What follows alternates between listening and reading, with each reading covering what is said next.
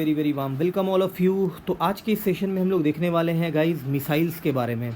क्यों देखना है? क्योंकि अभी हाल ही में ऑपरेशन सिंदूर हुआ है और भारत ने बहुत ही अच्छे अच्छे क्रूज मिसाइल बैलिस्टिक मिसाइल्स को लॉन्च किया था पाकिस्तान के अगेंस्ट। तो हो सकता है प्रीलिम्स में एक क्वेश्चन बन सकता है। तो चलिए स्टार्ट करते हैं, देखते हैं क्रूज और बैलिस्टिक मिसाइल्स, उसका ट्रैजेक्टरी कैसा होता है, उसका एग्जाम्पल्स क्या क्या है, इन सब चीज़ों को हम देखेंगे कौन एक्यूरेट होता है और किसको रडार डिटेक्ट कर सकता है। इन सारी चीज़ों को स्टेटमेंट में अगर हम दे दें तो हम इसको सॉल्व करने के कैपेबल हो जाएँ। तो चलो स्टार्ट करते हैं। यहाँ पे हमें साफ साफ दिख रहा है ये बैलिस्टिक मिसाइल है। ये बैलिस्टिक मिसाइल का हमारा प्रोफाइल दिख रहा है, हमें क्या दिख रहा है, ये एक ट्रैजेक्टरी दिख रहा है कि ये एक प्रोजेक्टाइल मोशन में जा रहा है ना। और ये हमारा कैसे जा रहा है, ये हमारा हाईली मैन्यूवरेबल है। हाईली मतलब ये तुरंत अपना डायरेक्शन को चेंज कर रहा है। ये ग्रेविटी के अगेंस्ट भी जा सकता है और ग्रेविटी के सपोर्ट में भी जा सकता है।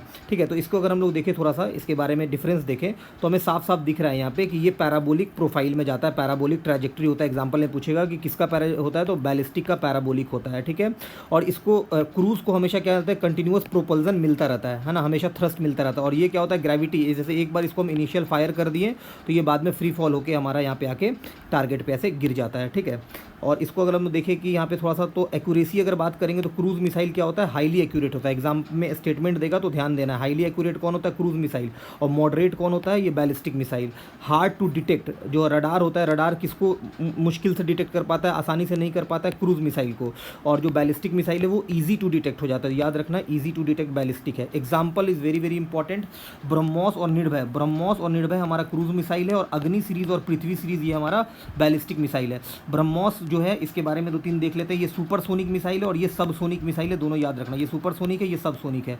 ठीक है, अब यहाँ पे आ जाओ, थोड़ा सा देखो, यहाँ पे इंपॉर्टेंट बात है, ये एग्जाम्पल दिया हुआ है अग्नि और पृथ्वी। ये ब्रह्मोस और निर्भय है, इसको पढ़ लेना। ब्रह्मोस क्या है, हमारा लॉन्ग रेंज है, इसको याद रखना। ये सुपरसोनिक है, मैक नंबर 1 से ज़्यादा होता है। ये क्रूज मिसाइल है, unmanned self propelled guided missile होता है। और ये मॉस्कोवा, रशिया की नदी, उससे इसका नाम लिया गया, और ब्रह्मपुत्रा इंडिया की जो, उससे लिया गया। अब हम लोग बात करें कि इंडिया का जो मिशन था 1983 में आया था, integrated guided missile development programme. तो भारत ने मिसाइल डेवलपमेंट प्रोग्राम में पटना सीरीज को शुरू किया था।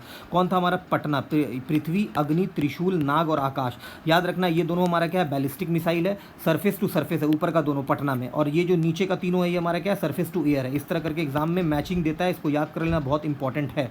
ठीक है, अगला हमारा क्या, त्रिशूल क्या, हमेशा ऊपर की तरफ जाता है ना, इस तरह करके याद कर लो। और नाग क्या है, हमारा third generation anti tank guided missile है। ये एग्जाम में पूछता है, third generation anti tank guided. और फायर एंड फॉरगेट है, इसको भूल जाओ, मतलब फायर करो और भूल जाओ, सीधे ये टारगेट पे चला जाएगा आराम से घूमते फिरते। अग्नि 5 के बारे में बहुत न्यूज़ में था, long range inter continental ballistic missile है और ये MIRV टेक्नोलॉजी पे बेस्ड है। मिशन दिव्य अस्त्र के थ्रू इसको बनाया गया और इसका रेंज 5500 किलोमीटर से ज़्यादा है। Thank you everyone, bye.